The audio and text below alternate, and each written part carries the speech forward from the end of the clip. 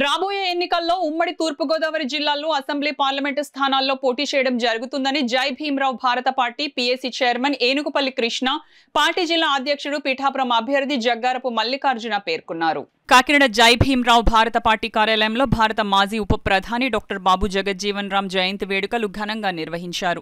ఆయన చిత్రపటానికి పూలమాల వేసి ఘనంగా నివాళులర్పించారు. ఈ సందర్భంగా వారు మాట్లాడారు. బడుగులకు, బలహీన వర్గాలకు రాజ్యాధికారం కోసమే పార్టీని జాడ శ్రావణ్ కుమార్ స్థాపించడం జరిగిందన్నారు. కాన్హీరామ్ అంబేద్కర్ అడుగుజాడల్లో ప్రజల కోసం పనిచేయడం జరుగుతుందన్నారు.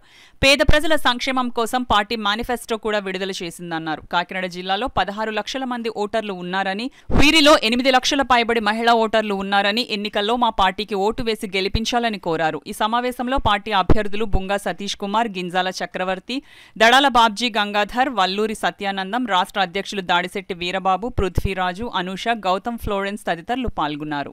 భారత రాజ్యాంగంలో పొందుపరిచిన అంశాలన్నీ కూడా 100% అమలయ్యే విధంగా పనిచేయాలని, వీళ్ళందరికీ కూడా ఓట్లేసి ప్రజలు గెలిపించాలని ఒక ఆత్మీయ కలయిక బాబు జగజ్జీవన్ రావు గారు జయంతి సందర్భంగా కలవడం జరిగింది.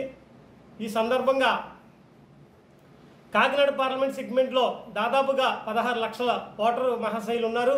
వారిలో 8 లక్షలు మరి నా సోదరీమణులు, స్త్రీలు మరి పెద్ద మనసు చేసుకుని ఈసారి కోర్టు గుర్తుకి ఓటేసి రాజ్యాంగాన్ని కాపాడే వ్యక్తుల్ని మీరు బలపరచాలని, నా పేరు ఏనుగుపల్లి కృష్ణ, జై భీమరావు భారత్ పార్టీ కాకినాడ పార్లమెంట్ అభ్యర్థిగా మరి నిల్చుంటున్నాను.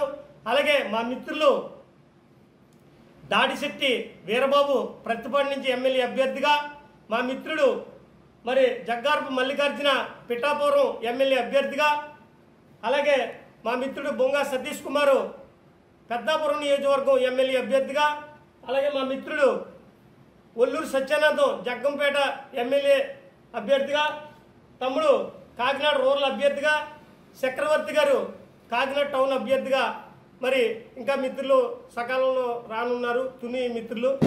వీరందరూ కూడా ప్రజలు పెద్ద మనసుతో ఓటేసి మమ్మల్ని మరి అసెంబ్లీకి పంపించాలని, నన్ను పార్లమెంటుకు పంపించాలని మనస్ఫూర్తిగా మరొకసారి ప్రజలందరూ కూడా వేడుకుంటున్నాను.